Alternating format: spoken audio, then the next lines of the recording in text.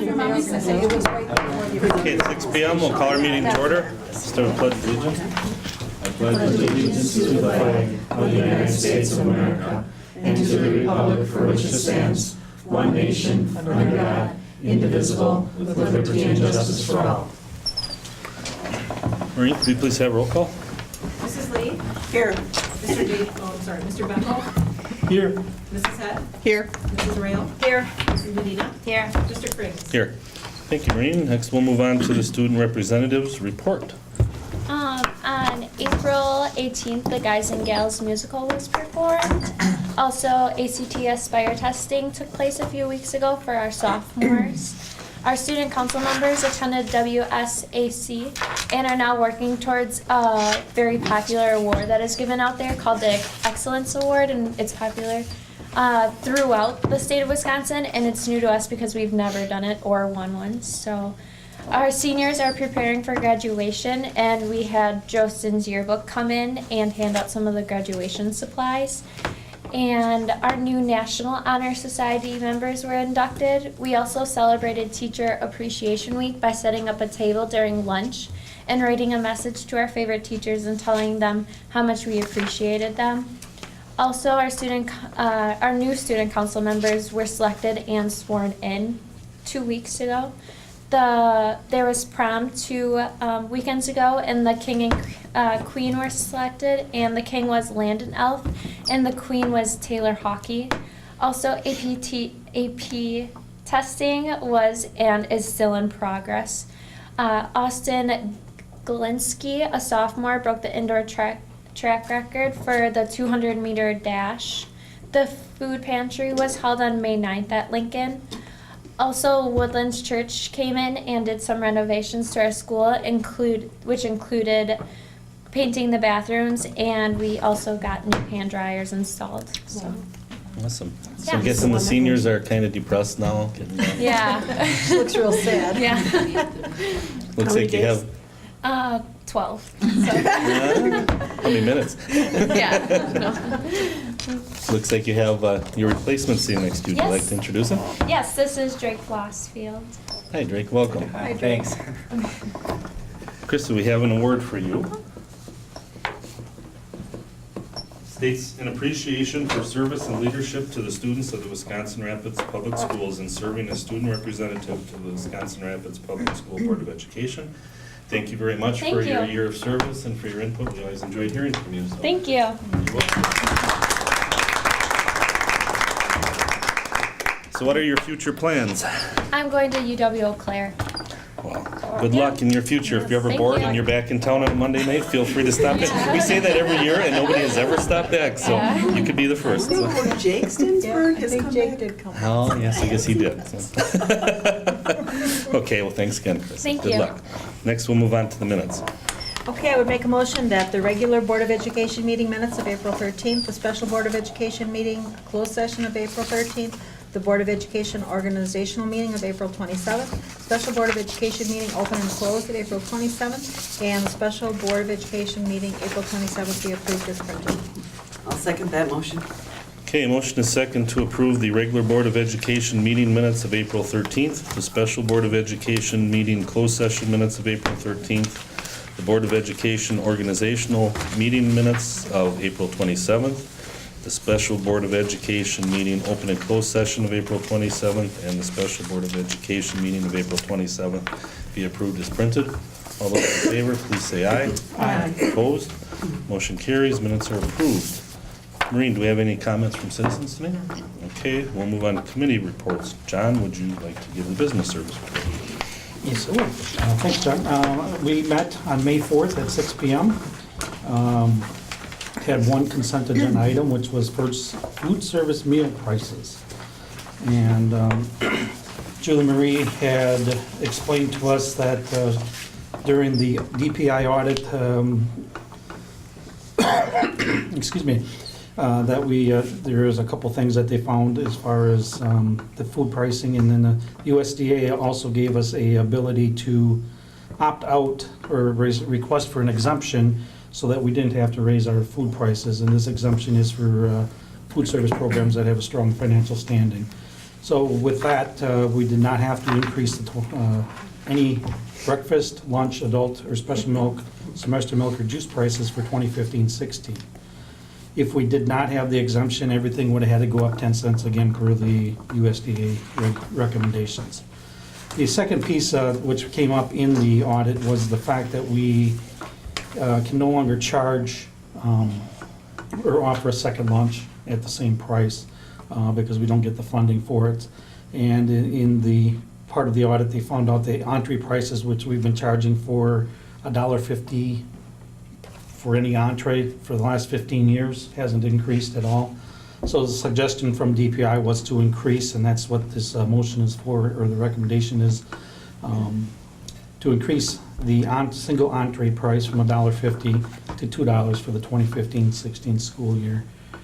And part of that was that the increase will help make it so that trying to buy a second lunch isn't cheaper than buying an entree. So that's why the cost increase, and it hadn't been done for 15 years.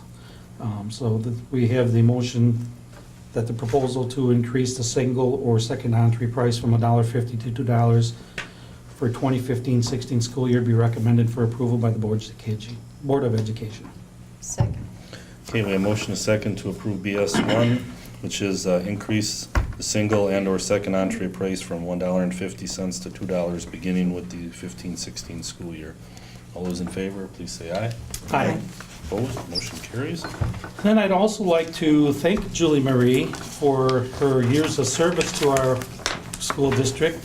I don't know if everybody knows, but she's retiring on us. Another quitter. No. She's leaving us for retirement, so I'd like to publicly thank her for everything she's done for our school district. There's been many things that probably wouldn't have happened here, and a lot of things that have happened for our lunch program and for our students, including the breakfast and all of the works that she did for grants to get some of this stuff done. I don't think it should go unnoticed, so I appreciate everything she's done for us, and I wish her the best of luck in the future as a retired person. Thank you, Julie. Then the balance of our report is we had purchased this update for a police liaison officer for a program called Vocabulary, which is library media use, and also library media and funded by the library. We also had a update on the renewal of database for the library also, and then we had an update on the kitchen inspections done, and unfortunately, much to Sandy's demise, through the cost incurred with that we have to pay, and that cost is $5,152 to have our required inspections for the year. And that one did come out of Food Service Fund 50. So, you know, One of the many things we must. one of the things, again, we have to pay for to be inspected, which I don't quite understand, but Well, it might not be as bad as the elevator inspection. It's right up there. so with that, the committee recommends and I submit the balance of our meeting minutes. Second. Okay, motion a second to approve the Business Service Committee meeting minutes of May 4th, 2015. All those in favor, please say aye. Aye. Opposed? Motion carries. Thank you, John. Next, we can move on to personnel. Sandy? Personnel met last Monday at 6 p.m., and as Mr. Benbono, we had a very long meeting with 12 consent agenda items, and they are as follows. Number one, the committee recommends and I move to approve the one professional staff early retirement request, including approval to participate in the early retirement plan for the post-employment health insurance benefits as defined by current professional staff employee handbook language. Secondly, the committee recommends and I move to approve the one professional staff early retirement request and to receive the professional staff post-employment health insurance benefit based on an annual amount of money equal to 85% of current family health plan health insurance premiums for no more than 8 years, which will be administered through a health reimbursement arrangement, or HRA. This was something that the retiree asked for, and we're just kind of piloting things like this. Third, the committee recommends and I move to approve the 2 support staff early retirement requests. Fourth, the committee recommends and I move to approve the 1 professional staff resignation. Fifth, the committee recommends and I move to approve the 1 support staff appointment. Sixth, the committee recommends and I move to approve the 3 summer grounds appointments. Seventh, the committee recommends and I move to approve the 18 clerical aid support staff appointments for the 2015 summer school program. Eighth, the committee recommends and I move to approve the 3 summer technology support appointments. Let's see, ninth, these are policies for second reading. The committee recommends and I move to approve policy 345.52, early graduation for second reading. That's basically going from semester to trimesters. 10th, the committee recommends and I move to approve policy 420, rule guidelines for admission of transfer students for second reading. 11th,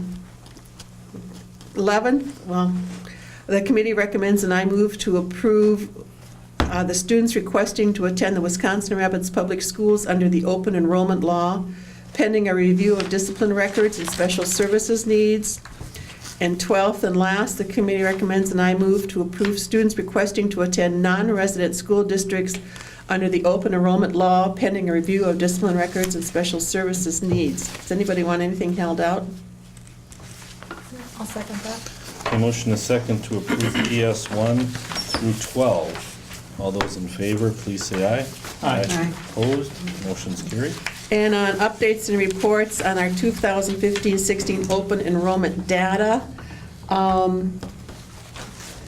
The district received 57 applications from parents requesting that children be allowed to attend the Wisconsin Rapids Public Schools under the open enrollment law beginning next year. The number of applicants received from parents requesting open enrollment approval to attend a school district outside of our district was 81. And sometimes what we have is these parents can ask to put on a list up to 3 districts, and some of them have done that. So that one child may have 3 applications out there. It's been pretty stable. We find that a lot of those that are asking for transfer out, it's because the parents are working somewhere else and they want their child close by where they're working. So with that, I move that the minutes be approved as printed. I'll second that. Okay, motion is second to approve the Personnel Service Committee meeting minutes of May 4th, 2015. All those in favor, please say aye. Aye. Opposed?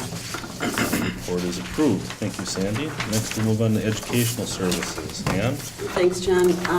The Educational Services Committee also met last Monday, May 4th. We called the meeting to order at 6:43 p.m. and there was no public comment. We had 13 consent agenda items as listed in this report. Does anyone want any of those held out? Okay, then we'll continue on.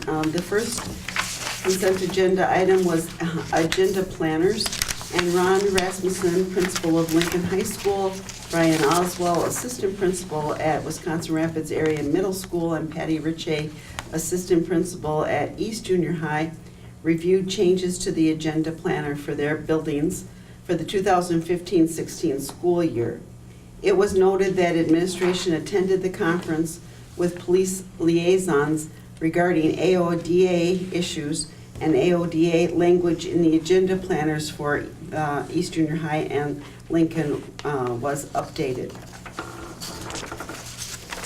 Our second consent agenda item was to approve, the first consent agenda item was to approve the RAMS agenda planner changes for the 2015-16 school year. The second one was to approve the East Junior High agenda planner changes for 2015-16 school year. And the third was to approve the Lincoln High School agenda planner changes for 2015-16 school year. Okay, then we went on to elementary health curriculum, and Isaac Holberg, health council for Instructional Improvement, or CII, subcommittee chairperson, along with Sherry Marzofka, Melanie, somebody help me with that name? Kirchowski. Okay. And Kim Marshall, members of the Health CII Subcommittee, presented their proposal for elementary health in Wisconsin Rapids Public Schools. Mr. Holberg shared the K through 5 scope and sequence and curriculum. Ms. Marzafka and Melanie shared a video related to the kindergarten health curriculum. Kim Marshall explained how health is integrated into all subject areas using examples from the grade 4 curriculum. The Health CII Subcommittee will return to the Educational Services Committee in July for approval of materials to support the proposed curriculum. Then we went on to secondary language arts curriculum, and Roxanne Fields, the secondary literacy supervisor and English language arts CII Subcommittee co-chairperson, along with Tracy Ginter, Melanie Kozlowski, Nina Palo, Nikki Reitz, Kelly Sneen, and Jennifer Wilhorn, members of the English Language Arts CII Subcommittee, were present to share their proposal for secondary English language arts in WRPS. Roxanne shared the 6 through 12 English language arts curriculum, including the vision and mission statements, best practice, and examples of scope and sequence. The subcommittee will return to the Educational Services Committee in June for approval of materials to support the proposed curriculum.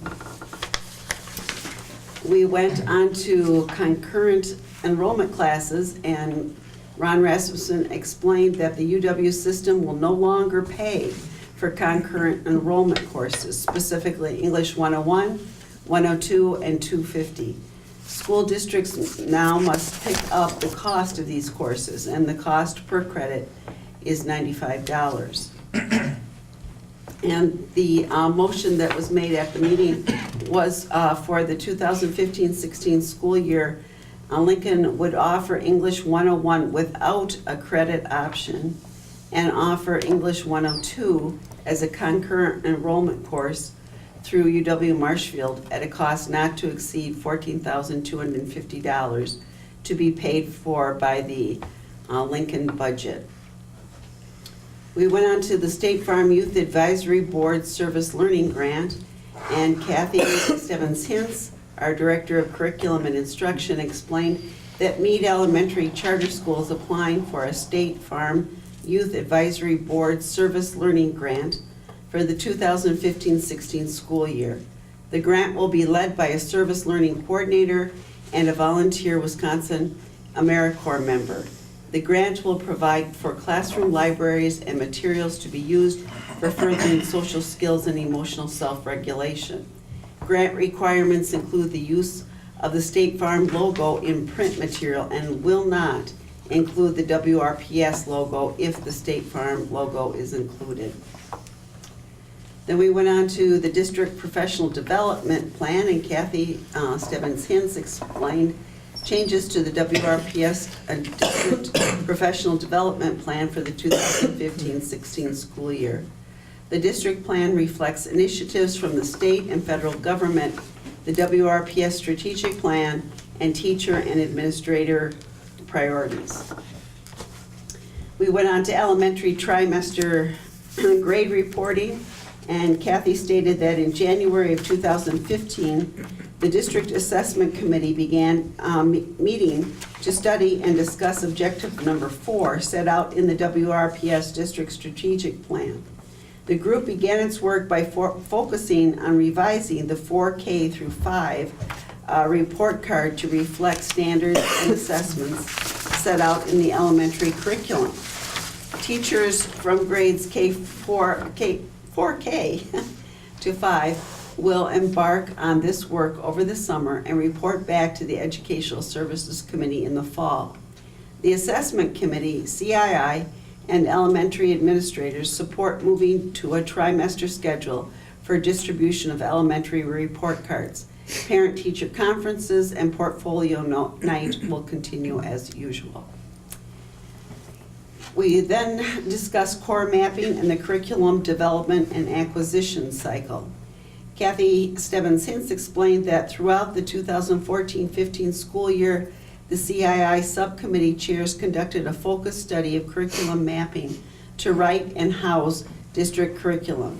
Much discussion about the advantages and disadvantages of curriculum mapping as compared to build your own curriculum, or BYOC, have taken place among the CII chairs, CII subcommittees, and the CII. With the transition from BYOC to the curriculum mapping process, revisions in the 8-year curriculum cycle would be necessary. Discussion took place about the transition, cost, and value of BYOC. At that point, we had several motions. The first was to recommend approval of transitioning from build your own curriculum to a curriculum mapping process for writing district curriculum, with curriculum maps published on the website for parents and district maps published on Google for teacher access. The second motion was to approve the proposed changes to the 8-year curriculum writing process. And the third was to recommend the purchase of build your own curriculum software for 1 additional year only, at the cost of $11,584. Then our 13th consent agenda item was Kathy Stebbins-Hintz explained the advantages of having River Cities High School become a school-wide Title I school rather than a targeted assistance school, and that allows River Cities to use the money for all the students, not just those who qualify for Title I. And with that, the committee recommends, and I move that we accept the 13 consent agenda items. Second. Motion is second to approve ES 1 through 13. All those in favor, please say aye. Aye. Opposed? Those motions all carried. And since there were no updates, the committee recommends, and I move that we accept the balance of the Educational Service Committee meeting minutes. Second. A motion is second to approve the Educational Services Committee meeting minutes of May 4th, 2015. All those in favor, please say aye. Aye. Opposed? Motion carries, minutes are approved. Thank you, Ann. Next, we will move on to agenda referrals and information requests. Does anybody have anything this month? Okay. Legislative agenda. Mary, what do you have for us this month? Okay, I have 3 articles from our Wisconsin Association of School Boards that I thought, well, that we're watching, so I thought I'd share them with you. The first one is about the new state assessment to replace the Badger exam. The state is soliciting proposals for a new 3rd through 8th grade state assessment to replace the current Badger exam, the Common Core State Standards aligned exam that Wisconsin students took for the first time this spring. Proposals are due May 27th. The move is being made in response to Governor Scott Walker's 2015-17 budget proposal that would prohibit the state superintendent from adopting the Smarter Balanced Assessment currently in use for students in grades 3 through 8, beginning in the 2015-16 school year. That assessment was renamed the Badger Test by the DPI. According to the DPI, the decision to issue a request for proposals concurrent with the state budget process was made in consultation with state's Department of Administration, which manages the state procurement process, to ensure that the state would have an assessment ready for the 2015 school year should the budget language be enacted. Assuming the budget language becomes law and a new test vendor is selected, it would mean Wisconsin elementary and middle school students will be taking a different state exam next year for the 3rd consecutive year. A bill to prohibit the use of this year's test scores in measuring teachers in schools and block the issuance of school report cards for the 2014-15 school year was approved yesterday, and this was on May 8th, by Assembly Education Committee. The legislation had previously been approved by the Senate, so this we'll see about that one. The next one here, GOP legislators vow to restore K-12 funding despite no new revenue. Republican lawmakers making changes to Governor Scott Walker's $68 billion state budget proposal will have no additional revenue to work with, as mentioned previously. Still, they pledged to prevent education cuts the governor had proposed for next year. Assembly Speaker Robin Vos and Senate Majority Leader Scott Fitzgerald said Wednesday lawmakers would restore the $127 million Walker proposed cutting from K through 12 education for the first year of the 2015-17 budget. Governor Walker also endorsed the move. Representative John Nygren, who co-chairs the Budget Writing Joint Finance Committee, said he expects Republicans to redirect more than $100 million from a property tax reduction program, the school levy tax credit, to help restore some funding to K-12.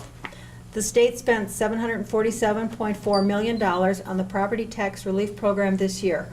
Walker had proposed increasing that amount by $105.6 million next year, which translates to a roughly $5 property tax cut on an average home. Republicans want to shift that amount into the second year of the biennium, still maintaining the property tax reduction, but pushing the cost onto future budgets. Speaker Voss said it's unlikely Assembly Republicans will go along with Walker's plan to expand the state's private school voucher program. Walker had proposed lifting the program's statewide enrollment cap of 1,000 students. Voss said Republicans want to guarantee students already receiving vouchers don't get a funding cut. Walker spokeswoman Laura Patrick said Wednesday that the governor will continue to work with legislative leaders to protect public school funding and ensure it remains whole. Walker later tweeted a similar statement saying, "We will fully fund K-12 schools in this budget." And why did he cut it to begin with? She did not elaborate on how the state would make up the $127 million K-12 cut for next year. The budget cuts $127 million in per pupil categorical aid to schools in the first year, but adds $142 million in the second year of the budget. It also increases general school aid in the second year by $108.1 million. When the committee of 12 Republicans and 4 Democrats completes its review, the full Senate and Assembly will separately take up the measure, and each could make further changes. The budget typically wraps up by July 1st, when the state's new fiscal year begins. Can I just make a quick Yes. comment on that? What we have to recognize is it's not an increase in funding. Right. It's flat. It's a zero increase, like we've had for the last 2 years, so they're just Took it away One- and then make it right. seem grateful to get it back. So, just, Right.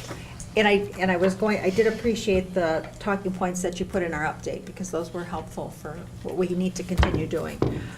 The last one is about the proposed legislation on testing opt-outs. State Representative Jeremy Teasfeld, Chairman of the Assembly Education Committee, and State Senator Dewey Strobel are proposing legislation to, upon a request of a parent or guardian, a school board, an independent charter school, and taxpayer-subsidized private school must excuse a pupil enrolled in any grade from 3 to 12 from taking any state standardized exams. It would also remove the penalty that exists on the current state report cards if schools fail to test 95% of their student body. The bill draft would also require all students to provide the parent or guardian of each pupil a written summary of information about those tests and post the information on the website if they have one. The bill draft is currently being circulated to other legislators looking for support. it's only if we don't test Right, 95%. right, 95, right. But they would still, Penalty. we would still get the 0 if they don't test. Unless we're not testing Unless we're not, 95% of them. So 5% we're gonna get 0 for. And after that, they won't penalize us? That doesn't really say. That's what it sounds like That's to what me. it sounds like, right. yeah. But it's, One other thing, I've been in contact with one of our legislators regarding that concurrent enrollment piece too, and there's some legislation being put forward to do away with concurrent enrollment and go back to that part-time open enrollment. oh, They're hearing from districts that they can't afford, you know, we'd like to provide opportunities to students, but we can't afford to pay what they're asking us to pay, and whether or not the UW system has some monies restored from the cuts that were originally proposed, They're still not gonna fund it. they might I know. then fund it, but part of their rationale for not funding it was getting the $300 million cut, so we'll see what happens there. I know there's a big grassroots effort, and I think it was in Waukesha, where a bunch of mothers were getting together on restoring the cuts to public education. It seemed to be taking off, and that was the same area when we were looking at the graduation tests, where the mothers started down there, and that went by the wayside. Well, So- there is some new legislation on that as well, that all graduates will have to take a civics Yeah. test in order to graduate, Yeah. so we'll see what happens there That would be too. number 18, right? Test number 18 before they graduate? Well, and that's the sad part is that, first of all, Madison's gotta get out of education. That's why we have DPI and educated people that have gone to school to teach, to do this stuff in DPR to provide leadership for schools. The other part of it is that we are losing teachers. People don't realize this, but we're losing teachers to retirement that probably would have gone anywhere from 2 to 5 more years, but they're sick and tired of not being able to teach anymore. They feel like more a paper pusher than a teacher. Well, or from education altogether. Yeah, or They're not- education they're not of altogether. retirement age. Yeah. But, yeah. So, I mean, we are losing teachers all the time that are, and I think there's one here that's retiring that we approved tonight that probably would have taught a couple more years had it not been so tired of all of the paperwork and the testing you have to do and all of The nonsense. the ridiculousness that the legislature keeps education. putting into it that has to do nothing with the education of our students. And that's the sad part of it. It really is sad to me that we lose good teachers and lose good people because of that. Well, thank you for the report, Mary. Next, we'll move on to the bills. Okay, I would make a motion that the receipts be noted and the bills be paid as printed. Second. Okay, motion is second that the receipts be noted and bills paid as printed. Maureen, could we have a roll call, please? Mr. Frings? Yes. Mrs. Medina? Yes. Mrs. Royal? Yes? Mrs. Lee? Yes. Mr. Bembo? Yes. Mrs. Head? Yes. Thank you, Maureen. We'll move into new business now. Item A, discussion and possible action to approve district health insurance plan changes and renewal. And I'm guessing that's why John's here with us tonight. That's my Johnson.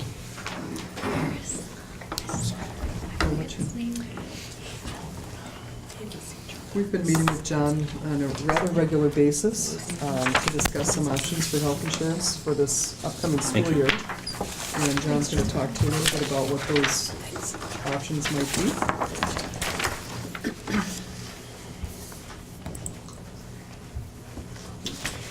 I think this microphone works. It does. Yeah, we wanted to try and get the plan, well, we have to get the plan to be the Affordable Care Act compliant. And it was almost there with the exception of one last point, which is prescription drug copays. So what I thought I'd do is walk through what the current plan is and then walk through what's being proposed. There's a couple of different ways to get the plan so that it's Affordable Care Act compliant, but we're trying to find a way that lowers the cost and still doesn't adversely impact employees very much. The current deductible is $2,000, $4,000, so that hasn't changed. The plan also currently has a health reimbursement arrangement through Diversified Benefit Services. So what happens is when an employee goes in for care, they get reimbursed $1,500 of the $2,000, meaning they only pay $500 of the $2,000. If they're a family, they get reimbursed $3,000, and they pay $1,000 of it. So that's not changing, but I think it's important. Some people think, ooh, a $2,000 deductible per person, $4,000 per family, that's very high. Employees have to pay the whole amount on their own. They don't. You have that health reimbursement arrangement. The co-insurance is not changing either for in-network services, which obviously includes Ministry, Marshfield, and Aspirus. Now Riverview, Aspirus also. 100% coverage after the $2,000 deductible. Last year, we started putting in co-payments to try and reduce cost, and a $10 primary care co-payment was put in, $25 specialist co-payment. That has not changed also. But last year, it should be noted that co-pays for the first time were capped. What does that mean? Well, historically, if you had a co-payment, you had to make that co-payment continuously with an unlimited liability. So if an employee went in 1,000 times, each time they'd still pay the $10 copayment. There was never any time when that would stop. Well, last year, for the first time, as a result of the Affordable Care Act, the Affordable Care Act says that can't be the case. Copayments must have a maximum. So once the employee pays $1,000 with the current plan in copayments for single and $2,000 per family, you have 100% coverage, and they don't have to make any more copayments. Those copayments are done then. So once you've reached $1,000, $2,000, you wouldn't have a $10 primary care copayment or a $25 specialist copayment. So that's still true, and that was put in last year, and that's a plan improvement for employees. There is a cost associated with it, but it's not like we had the option to not do it. The Affordable Care Act requires that you put that cap in. This year, the Affordable Care Act has the additional piece of this. As everyone knows, the Affordable Care Act is coming out in stages. The entire law is written. guidance is mostly out there, but different things happen in different years. Well, this year, one of the things that's happening is that co-payments are capped on prescriptions, which is again an advantage for the employee, but it's a little bit more costly for the district, because what happens is, right now you have 0 co-payment for some prescriptions, 10 for generic, $25 brand co-payment, and a $50 preferred brand. So if an employee went in and they paid these co-payments, they could pay them forever. There would never be an end to that. Many would argue that that's not good, which is why the Affordable Care Act addressed that, to say, you know what, it's not fair to say your maximum out of pocket is only X, because really, you really need to put in what they're paying for co-payments. So they did that. They said that from now on, those have to be capped. And what we found is, if we put in if we change your current medical co-payment max from $1,000 to $2,000 for a single, and from $2,000 to $4,000 for a family, and we put in a $2,000 for a single, $4,000 family co-payment cap for prescriptions, employees wouldn't be negatively impacted, because right now they'd have unlimited co-payments on prescriptions. What'll happen in 2015, starting July 1st, is if an employee hits the maximum of $2,000 for an individual on prescriptions, they'll no longer have a co-payment. They'll have 100% coverage, because they've already spent the maximum, which is $2,000 per individual. So by doing that, it accomplished a couple of things. By increasing the medical co-payment cap, and by now putting in an advantageous for the employee cap of $2,000, $4,000 on the prescriptions, we're able to lower the renewal from 9% to 5.57%, and now be Affordable Care Act compliant. So that's what's being proposed. It's a little confusing. We tried to lay this out by putting the changes in orange here for you to see. It can be very complex.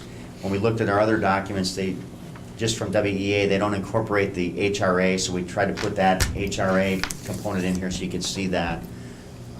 Are there questions about what's being proposed? Yes. Now these co-pays, so there's a medical co-pay of $2,000, $4,000 outside Yes. of the HRA. There is also a office visit co-pay. of the same. That is the office visit co-payment. That's included in that? Yep. And is the prescription drug included in that as well, or is that separate? It's separate. Okay. You can see it has that separate box, prescription Okay. max. Yeah, because prescriptions right now are unlimited, but yeah, it's separate. So it's Okay. actually, you might say, what's the most an employee could pay in co-payments? The answer to that would be $4,000 for an individual when you add those two together. And then for a family, you could say $8,000. Going back to 2013, 2012, 2011, the amount was unlimited. They could have unlimited co-payments. So it's still an advantage to the employee. Now those amounts are before the HRA contribution, correct? Those amounts do not take into account, they have nothing to do with the HRA. So max Okay. out of pocket for an individual would be 4,500, max out of pocket for a family would be 9,000. That Exactly. incorporates the HRA. Okay. We tried to, when we looked at health insurance, we thought we were gonna have a 9% renewal, and we looked at what was, was there something we could do that had like the least amount of impact, because we've made changes every year for the last several years. And this change simply puts a cap on that prescription out of pocket. Because as John said, right now, you might be paying $7,000. I mean, I don't know what medications people take or how expensive they are, but it was unlimited. It would never max out. So that was something, and plus it made us ACA compliant, so we thought that was It's kind of important. kind of, yeah. So we're not in any danger of having to pay any fines, we're good to No. go with the feds, okay? Not at this point. Till it changes next year. 2018 That's might how be it a different changes story. next year. But this is what we would recommend Okay. doing. It also brings in a nice renewal number of 5.57, saving the district substantial dollars. Our experience from last year, was it down? I know the prior year it was quite high, was our experience It's still better? up, unfortunately. We're still seeing a significant, climb in claims. And, you don't like to see that. WA actually wanted a much higher renewal because of it, but they don't want to lose their business, and they recognize that they could. And we paid them a visit in person. We went down to Talk with them Madison about and met with their CEO And John really worked on helped it. dissect some of, what the claims were, and if you pulled, certain high claims out, what the rest of the book looked like, and it looked pretty darn good, so. Our case was From an that basically, experience. and it's true, if you pull out the high-cost conditions, it's not really fair to judge you on those, because those are an aberration, they're It's one like time. 1%. Yeah. Yeah, well, the rest of us were looking pretty good, I mean, as far as, if you pulled, Yeah. segregated those out, the regular claims, I think, were under their book of business, so they took that argument. So, thanks to John. Thank you for going with me. I thought it was a productive day, worthwhile day, actually. Yes, it was. Good.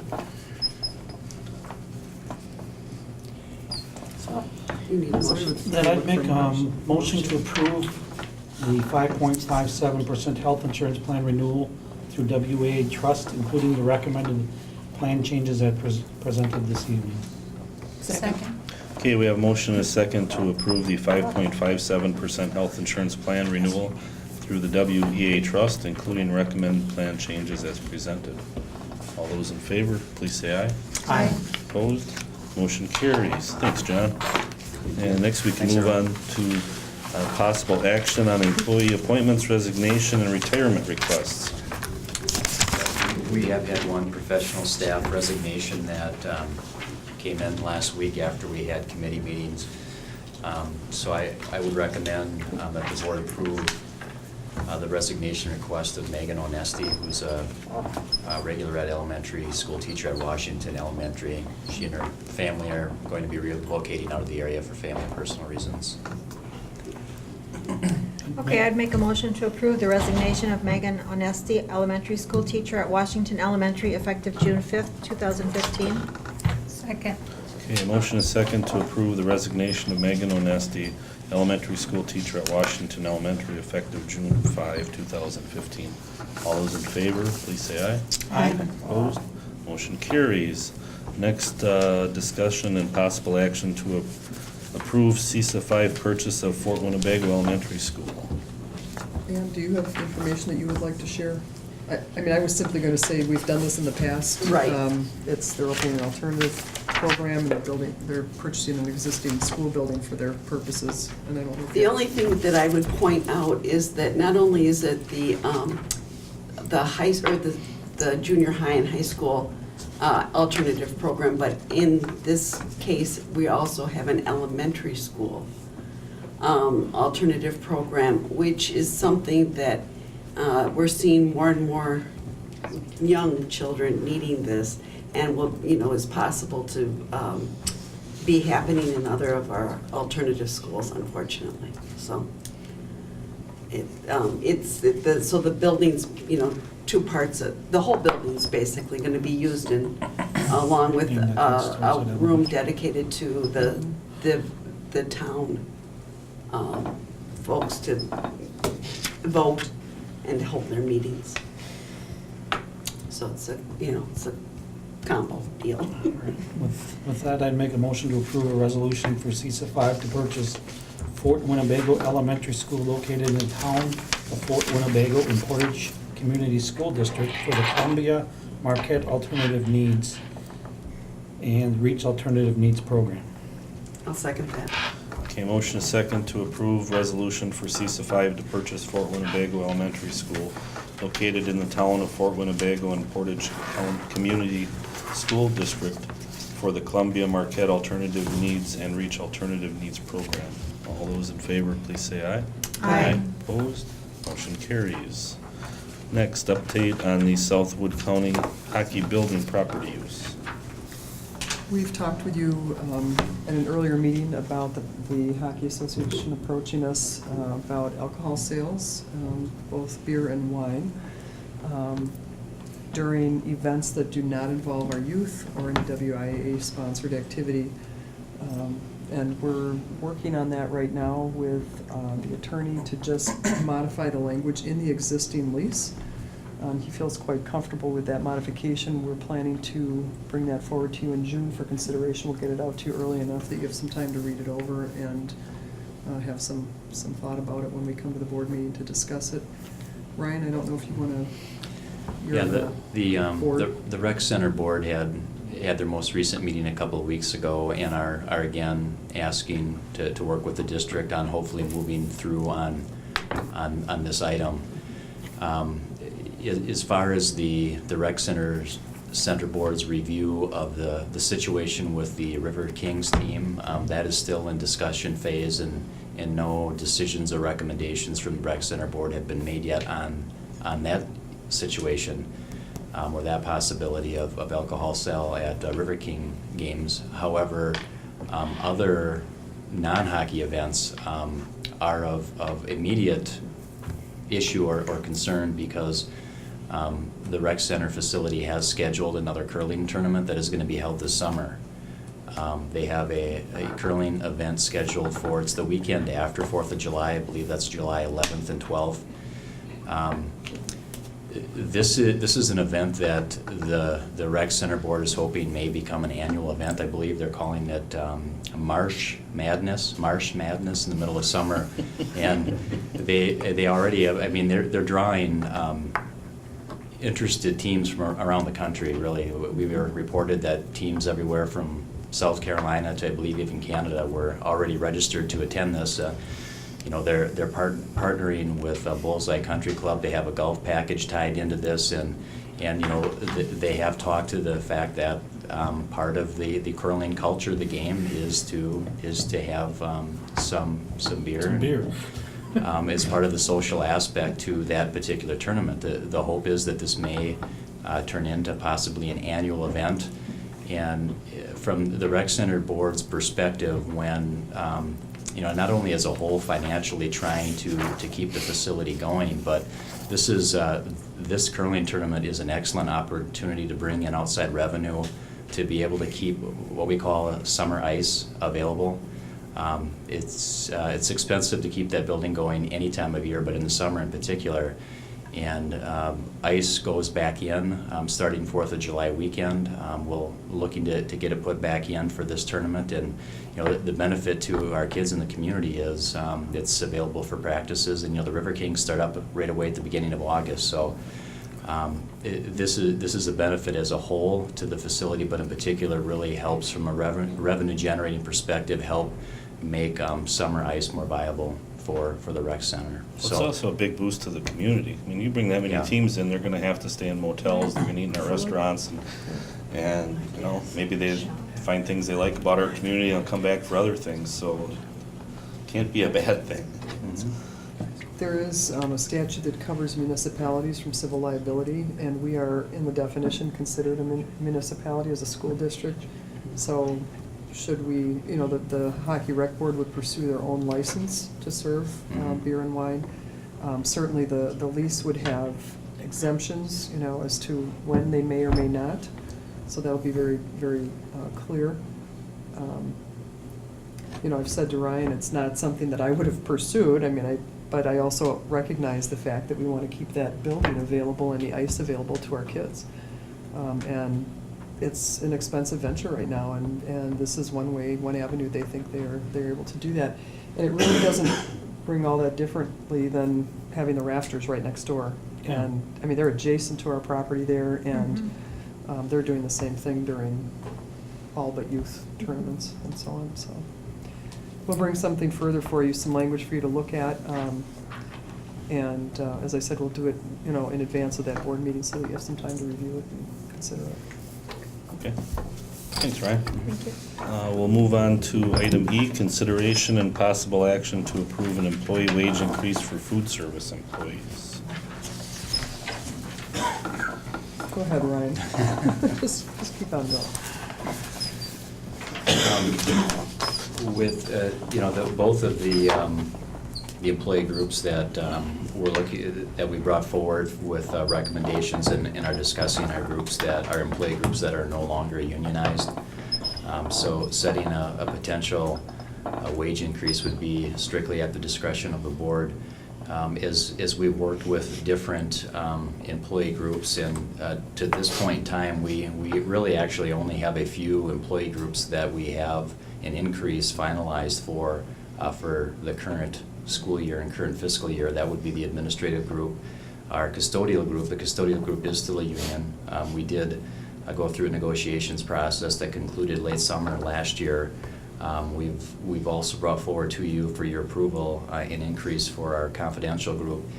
Each one of those employee groups thus far has received a CPI increase, and the money is budgeted at this point in time. And I'm going to turn to Dan for his nod on that, which it would seem appropriate for really both of these employee groups. First of all, the food service group, and then the office and clerical support staff groups also to receive a CPI increase of 1.46 for the 14-15 fiscal year. So that's the recommendation that we're bringing forward, that we would again recommend that you approve. That would be retroactive back to July 1st, or the starting, the work day for those groups that are school year employees, which the vast majority of those individuals are here. And an approval at this point in time would give our payroll department some time to try to get these calculations and retro pay in order, probably by the early part of June, if not sooner, Dan? Yes, I'll try to get it to the early part of June. So, and I'll entertain any questions if the board has any. I make a motion to approve a 1.46% wage increase for food service employees for the 2014-15 fiscal year, retroactive to July 1st, 2014, with each individual food service employee receiving a 1.46% increase above their current base year hourly rate. Second. Okay, motion is second to approve a 1.46% wage increase for food service employees for the 2014-15 fiscal year, retroactive to July 1, 2014. Each individual food service employee receiving a 1.46% increase above their current base yearly hourly rate. All those in favor, please say aye. Aye. Opposed? Motion carries. Okay, then I would make a motion to approve a 1.46 wage increase for office clerical aid support staff employees for the 2014-15 fiscal year, retroactive to July 1st, 2014, with each individual Should be office changed, clerical yeah. aid support staff employee receiving a 1.46% increase above their current base year hourly rate. Second. Okay, motion is second to approve a 1.46% wage increase for office clerical aid support staff employees for the 2014-15 fiscal year, retroactive to July 1, 2014, with each individual food service employee receiving a 1.46. No, not food service. It says food service. Oh, I'm in there, sorry. yeah. Office clerical. With each office clerical employee receiving a 1.46% increase above their current base year hourly rate. All those in favor, please say aye. Aye. Opposed? Motion carries. With that, we're adjourned. Thank you, everyone.